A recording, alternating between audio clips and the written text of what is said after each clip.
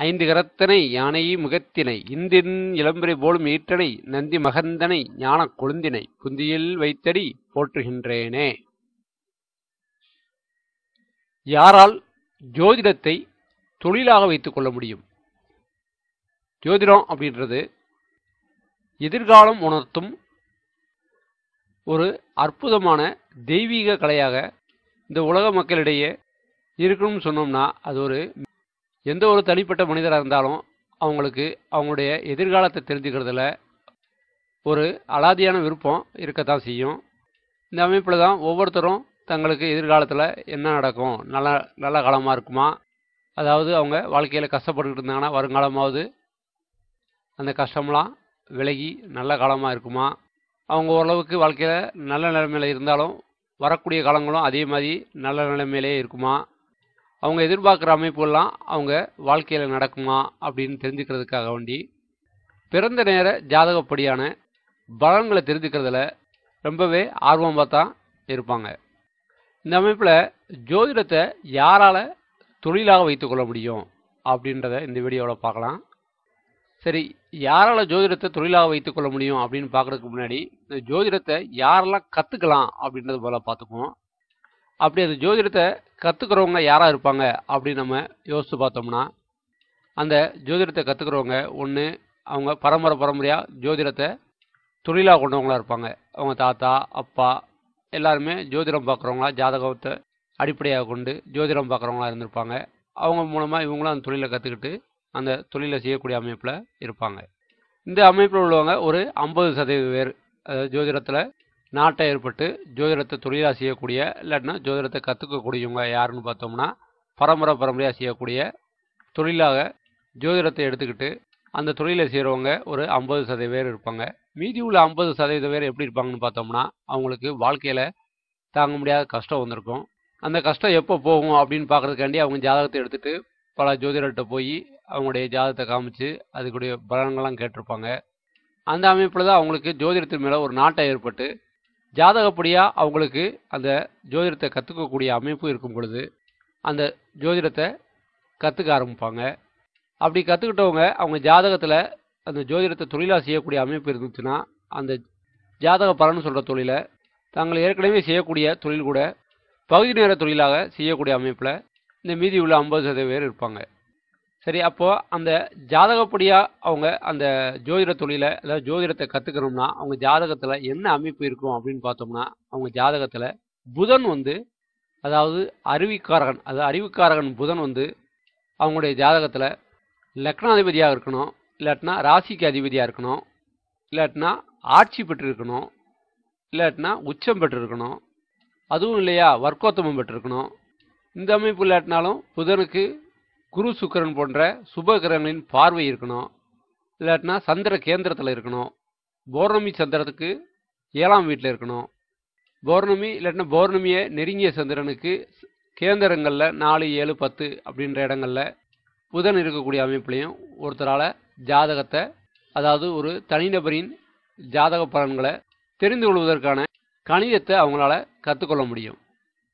ஆமாம், ஜோதிடம்ன்றது ஒரு கணிதம்தான். ஆக இந்த ஜோதிட கணிதத்தை கற்றுக்கணும்னா அவங்க ஜாதகத்தில் புதன் சுப வலுவோடு இருக்கணும் அப்படின்னு நம்ம தெரிஞ்சுக்கணும்.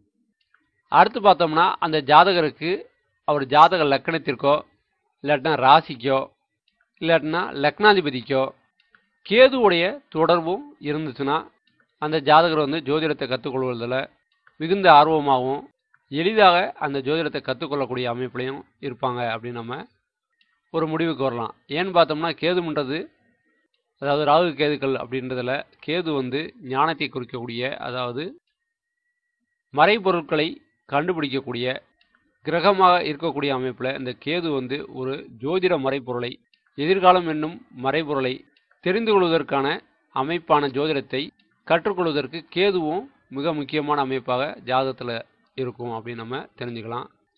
ஆக ஒரு ஜாதகர் அவர் ஜாதகத்தில் புதன் வலுத்து இருந்ததுன்னா அவரால் ஜோதிடத்தை கற்றுக்கொள்ள முடியும் அப்படின்றத நம்ம தெரிஞ்சுக்கலாம். அதே நேரத்தில் அவர் ஜாதகத்தில் புதன் வலுப்பெற்று அவர் ஜாதக லக்கணம் அல்லது லக்னாதிபதி ராசியாதிபதி கூட அந்த கேது சம்பந்தம் ஏற்பட்டு புதனும் சந்திர கேந்திரத்தில், அதுலேயும் பௌர்ணமியை நெருங்கிய சந்திர கேந்திரம் அல்லது தேய்பிரை சந்திரனாக இருந்தாலும் சந்திர கேந்திரத்தில் புதன் இருக்கக்கூடிய அமைப்பிலையும், அந்த புதனுக்கு குருவுடைய தொடர்பு ஏதாவது ஒரு வகையில் இருக்கக்கூடிய அமைப்பிலையும், அந்த புதனுக்கு 10ஆம் இடத்தோடு, அதாவது தொழில் ஸ்தானமான 10ஆம் இடத்தோடு தொடர்பு இருக்கக்கூடிய அமைப்பிலையும் ஒருத்தர் ஜோதிடத்தை தொழிலாக வைத்துக் கொள்ள முடியும் அப்படின்றத நம்ம கண்டுபிடிச்சிடலாம். ஆக ஒருத்தர் ஜோதிடத்தை தொழிலாக வச்சுக்கணும் அப்படின்னா அவர் ஜாதகத்தில் புதன் வலுப்பட்டு இருக்கணும். அந்த புதனோட குரு ஏதாவது ஒரு வகையில் தொடர்பு பெற்றிருக்கணும். 10ஆம் இடத்து அதிபதி அந்த புதனோட தொடர்பு பெற்றிருக்கணும். அல்லது 10ஆம் இடம் அந்த புதனோட தொடர்பு கொண்டிருக்கணும். அந்த புதன் சந்திர கேந்திரத்தில் இருக்கணும். ராசி லக்னம் அல்லது ராசி அதிபதி லக்னாதிபதி இவங்களோட கேது ஏதாவது ஒரு வகையில் தொடர்பில் இருக்கணும்.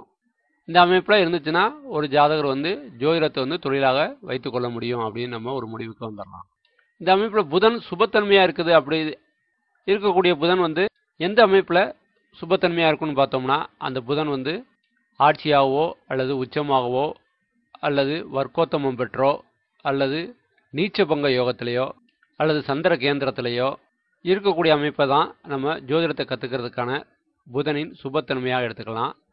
இந்த அமைப்பிலையும் மற்றொரு அமைப்பாக ராசியோ அல்லது லக்னமோ, ராசியாதிபதியோ அல்லது லக்னாதிபதியோ அல்லது புதனோ ஜோதிடத்தை உணர்த்தும் மிதுன வீட்டோடு ஏதாவது ஒரு வகையில் தொடர்பு கொண்டிருக்கணும். அப்படி தொடர்பு கொண்டிருந்ததுன்னா அந்த ஜாதகர் கண்டிப்பாக ஜோதிடத்தை தொழிலாக செய்வார் அப்படின்னு நம்ம கண்டுபிடிச்சிடலாம். சரி, இப்போ நம்ம இந்த ஜோதிடத்தை தொழிலாக செய்யக்கூடிய ஜாதக அமைப்பு எப்படி இருக்குன்றத ஒரு உதாரண ஜாதகத்து மூலிமா பார்க்கலாம். இந்த உதாரண ஜாதகத்தை எடுத்துக்கிட்டோம்னா, ஒரு ஜாதகர் ஜோதிடத்தை தொழிலாக செய்யணும்னா அந்த ஜாதகருடைய லக்னம், லக்னாதிபதி, ராசி, ராசியாதிபதி, புதன் ஏதாவது ஒன்று மிதனத்தோட தொடர்பு கொள்ள வேண்டிய அமைப்பில் இந்த ஜாதகத்தில் லக்னமே மிதனத்தில் இருந்து அந்த லக்னாதிபதி புதன் அந்த லக்னத்திற்கு 10ஆம் வீடான மீனத்தில் சுக்கிரனோட நீச்சபங்க அமைப்பில் இருக்கனால அந்த ஜோதிடர் ஆகக்கூடிய அமைப்பிற்கான ராசி, லக்னம், புதன் ஆகியவற்றில் ஏதாவது ஒன்றுக்கு மிதனத்தோட தொடர்பு அப்படின்ற அமைப்பு இந்த ஜாதகத்தில் வந்தாச்சு. அதற்கடுத்து பார்த்தோம்னா, அந்த லக்னாதிபதி புதன் 10ஆம் வீட்டில் குருவுடைய வீட்டில் இருக்கக்கூடிய அமைப்பில் புதனுக்கு குருவுடைய தொடர்பும் வந்துருச்சு. அடுத்து பார்த்தோம்னா, சந்திரனுக்கு கேந்திரத்தில் 4ஆம் கேந்திரத்தில் புதன் இருக்கக்கூடிய அமைப்பில் சந்திர கேந்திரத்திலையும் புதன் இருக்கக்கூடிய அமைப்பு இந்த ஜாதகத்தில் வந்தாச்சு. அதற்கடுத்த அமைப்பை பார்த்தோம்னா, கேதுவுடைய தொடர்பு எப்படி வருதுன்னு பார்த்தோம்னா, சந்திரன் இந்த ஜாதகத்தில் தனுசு வீட்டில் மூல நட்சத்திரத்தில் இருக்கக்கூடிய அமைப்பில் மூலம் கேதுவுடைய நட்சத்திரமாக இருக்கிறதுனால சந்திரன் மூல நட்சத்திரத்தில் இருக்கக்கூடிய அமைப்பில் கேதுவுடைய தொடர்பும் இந்த ஜாதகருக்கு ராசியின் மூலியமாக கிடைச்சாச்சு.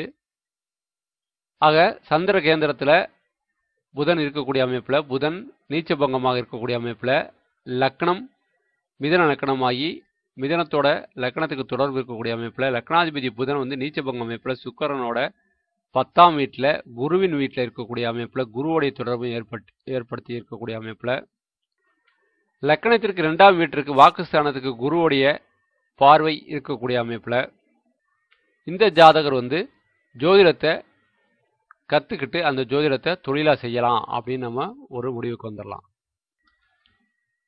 அடுத்த ஒரு உதாரண ஜாதகத்தை எடுத்துப்போம். அந்த உதாரண ஜாதகத்தில் லக்னம் மேச லக்னம், லக்னாதிபதி செவ்வாய் சிம்ம வீட்டில் இருக்குது. இந்த அமைப்பில் லக்னம் மேச லக்னம் இருந்தாலும் அந்த லக்ன ஆரம்ப புள்ளி அஸ்வினி நட்சத்திரத்தில் கேதுவின் நட்சத்திரத்தில் இருக்குது அப்படின்னு நம்ம எடுத்துக்கலாம். அதே மாதிரி அந்த லக்னாதிபதி செவ்வாயும் சிம்மத்தில் மக நட்சத்திரத்தில் கேதுவுடைய நட்சத்திரத்தில் இருக்கக்கூடிய அமைப்பில் லக்னத்திற்கும் அந்த லக்னாதிபதிக்கும் கேதுவுடைய சம்பந்தம் ஏற்பட்டுருச்சு. அதுக்கடுத்து பார்த்தோம்னா மிதனத்தில் புதன் இருக்கக்கூடிய அமைப்பில் மிதனத்துக்கு புதனுடைய சம்பந்தம் ஏற்பட்டாச்சு. மிதனத்துக்கு புதனுடைய சம்பந்தம் ஏற்பட்டாச்சு. அந்த மிதனத்தில் புதன் புனர்பூசம் 3ஆம் பாதத்தில் வர்க்கோத்தமமாக இருக்குது அப்படின்றதும் நம்ம எடுத்துக்கிட்டோம்னா அந்த புதன் இன்னும் கொஞ்சம் சுப வலுவோடு இருக்குது அப்படின்னு நம்ம எடுத்துக்கலாம். ஆக புதன் மிதனத்தில் மிதன வீட்டில் புனர்பூசம் 3ஆம் பாதத்தில் வர்க்கோத்தமம் பெற்றிருக்கக்கூடிய அமைப்பில் குருவுடைய 5ஆம் பார்வையும் அந்த மிதன வீட்டிற்கு கிடைக்கக்கூடிய அமைப்பில் புதனுக்கும் கிடைக்கக்கூடிய அமைப்பில் குருவின் தொடர்பும் மிதன வீட்டிற்கும் புதனுக்கும் கிடைச்சாச்சு. அதற்கடுத்த விதியா சந்திர கேந்திரம். சந்திர கேந்திரத்தில் அதாவது பௌர்ணமியை நெருங்கிய சந்திரனின் 7ஆம் வீட்டில் புதன் இருக்கக்கூடிய அமைப்பில் அந்த சந்திரனின் 7ஆம் வீடு மிதன வீடாகவும் இருக்கக்கூடிய அமைப்பில் வாக்குஸ்தானத்து அதிபதி சுக்கிரன் அந்த புதனோட 3ஆம் வீட்டில், அதற்கப்புறமா பார்த்தோம்னா 10ஆம் வீட்டு அதிபதி தொழில்காரகன் 10ஆம் வீடு தொழில்காரகன் 10ஆம் வீட்டு அதிபதி சனியும் அந்த புதன் சுக்கிரன் வாக்குஸ்தான அதிபதி சுக்கிரனோட 3ஆம் வீட்டில் சந்திர கேந்திரத்தில் குருவுடைய பார்வையில் இருக்கக்கூடிய அமைப்பில் வாக்குஸ்தானமும் கேது இருந்தாலும் அந்த கேது ஞானக்காரனாக இருப்பதால் கேது 2ஆம் வீட்டில் இருக்கக்கூடிய அமைப்பில் இந்த ஜாதகருக்கு ஜோதிடத்தை கற்றுக்கிட்டு ஜோதிடத்தை தொழிலாக செய்யக்கூடிய அமைப்பை ஏற்படுத்தி கொடுக்கும் அப்படின்றத நம்ம தெரிஞ்சுக்கலாம். ஆக இந்த ஜாதகத்தில் லக்னம் லக்னாதிபதி ராசி ராசியாதிபதி இவற்றில் ஏதாவது ஒன்றுக்கு கேதுவின் தொடர்பு இருக்கக்கூடிய அமைப்பிலையும் புதன் வர்க்கோத்தம் பெற்று குருவுடைய சம்பந்தமும் பெற்று 10ஆம் இடத்த அதிபதி சனியுடைய சம்பந்தமும் பெற்று சந்திர கேந்திரத்தில் இருக்கக்கூடிய அமைப்பில் 2ஆம் இடத்திற்கும் கேதுவுடைய இருப்பு இருக்கக்கூடிய அமைப்பில் அந்த 2ஆம் அதிபதி சுக்கிரனும் குருவுடைய பார்வையில் புதனுடைய இணைவில் 10ஆம் அதிபதியுடைய இணைவில் சந்திர கேந்திரத்தில் இருக்கக்கூடிய அமைப்பில் இந்த ஜாதகர் ஜோதிடத்தை கற்றுக்கிட்டு ஜோதிடத்தை தொழிலாக செய்யலாம் அப்படின்றத நம்ம தெரிஞ்சுக்கலாம். ஆக ஒரு ஜாதகர் ஜோதிடத்தை கற்றுக்கணும்னா அந்த ஜாதகருக்கு புதன் வலுவாக இருக்கணும் அப்படின்றத நம்ம தெரிஞ்சுக்கிட்டா போதும். அதே ஜாதகர் ஜோதிடத்தை தொழிலாக செய்யணும் அப்படின்னு பார்த்தோம்னா அந்த ஜாதகருக்கு புதன் மிதனத்தோட சம்பந்தப்பட்டிருக்கணும். அதற்கடுத்து அந்த புதன் சந்திர கேந்திரத்தில் இருக்கணும். அதற்கடுத்து அந்த லக்னத்திற்கோ ராசிக்கோ ராசியாதிபதிக்கோ லக்னாதிபதிக்கோ கேதுவுடைய தொடர்பு அல்லது புதனுக்கு கேதுவுடைய தொடர்பு, புதனுக்கு குருவுடைய தொடர்பு, புதனுக்கு 10ஆம் இடத்து அதிபதி அல்லது 10ஆம் இடத்தோட ஏதாவது ஒரு வகையில் ஒரு தொடர்பு இருக்கணும் அப்படின்றதே நம்ம தெரிஞ்சுக்கிட்டோம்னா இத்தகைய அமைப்பெலாம் ஒரு ஜாதகருடைய ஜாதகத்தில் இருந்துச்சுன்னா அந்த ஜாதகர் ஜோதிடத்தை தொழிலாக செய்ய முடியும் அப்படின்னு நம்ம சொல்லிடலாம். நன்றி, வணக்கம்.